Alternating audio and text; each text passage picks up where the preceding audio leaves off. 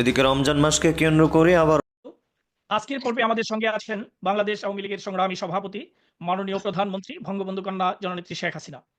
প্রিয় নেত্রীকে আমরা স্বাগত জানাই। সময় বের করে আমাদের আজকের আয়োজনে যুক্ত হওয়ার জন্য কৃতজ্ঞতা ও ধন্যবাদ জানাই। আমি গভীর শ্রদ্ধার সঙ্গে স্মরণ করছি সর্বকালের সর্বশ্রেষ্ঠ বাঙালি জাতির পিতা বঙ্গবন্ধু শেখ মুজিবুর রহমানকে। পরম শ্রদ্ধার সঙ্গে স্মরণ করছি মহিষী বঙ্গমাতা শেখ ফজিলাতুন্নেসা মুজিব সহ 15 আগস্টের শহীদদের। শ্রদ্ধার সঙ্গে স্মরণ করছি শহীদ জাতীয় চার নেতা এবং আমাদের মুক্তি আন্দোলন ও মুক্তিযুদ্ধের বীর শহীদ। প্রিয় দর্শক, এইমাত্র পাওয়া সর্বশেষ গরম বাংলা সংবাদ। এবার প্রকাশ্যে সাবেক প্রধানমন্ত্রী শেখ হাসিনা আবারও নতুন একটি কল রেকর্ডিং ভাইরাল। তো ভিডিওটি খুব গুরুত্বপূর্ণ হতে চলেছে, না টেনে স্ক্রিনের মাধ্যমে পরিপূর্ণভাবে দেখে আসি। তো প্রিয় দর্শক, ভিডিওটি ভালো লাগলে এটা লাইক করুন। বিসমিল্লাহির রহমানির রহিম। বাংলাদেশ আমি জানি কোনো মতে ভালো অবস্থায় নাই।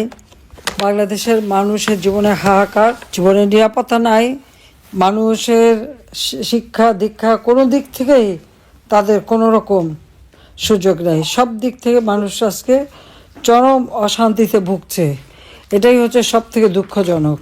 আজকে খুব আমার এটাই কষ্ট হয় যে বাংলাদেশের মানুষ এই মার্চ মাসে অর্থাৎ রমজান মাসেও যে খুব কষ্টের মধ্য দিয়ে জীবন যাচ্ছে।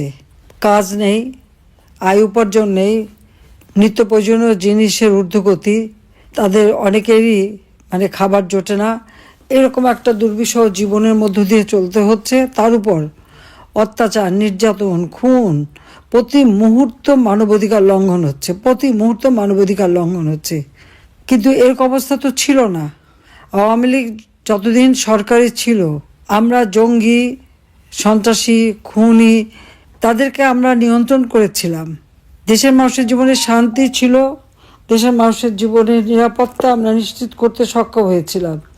কিন্তু আজকে সব কিছু এমন একটা পর্যায়ে চলে গেছে যে মানুষের জীবনের কোনো নিরাপত্তা নাই। 2008-এর নির্বাচনে আওয়ামী লীগ এককভাবে 300 আসনের মধ্যে 233টা আসন পায় এবং আমরা সরকার গঠন করি 2009 সালে।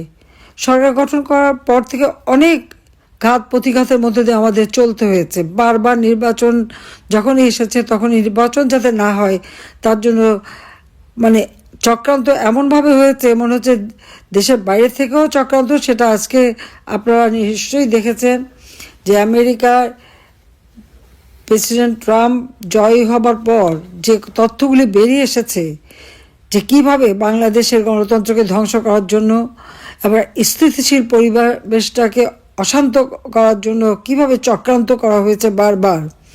তো তারপরেও আমরা প্রতিটি ক্ষেত্রে অতিক্রম করে এগিয়ে গেছি।